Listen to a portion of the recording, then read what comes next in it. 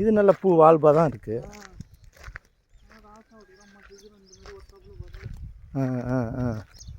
அந்த ஒரு மருந்து அடித்தோம் பார்த்தியா, அருமையான மருந்து. அதில் தான் இந்த நோயும் வரல, எதுவும் வரல.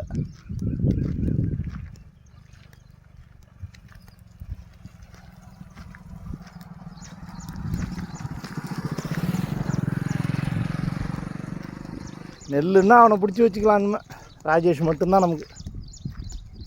ஏன்னா நம்மளை எந்த நோயுமே வர விடல. அது புவனகிரி ரங்காலாம் வந்து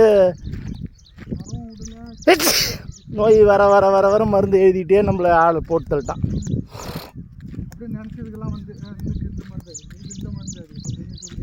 இதுலலாம் ஒன்றும் சிட்டு கூட உக்காரல இருக்கா. அங்கே தான் சிட்டு கொஞ்சம் உக்காந்துச்சு.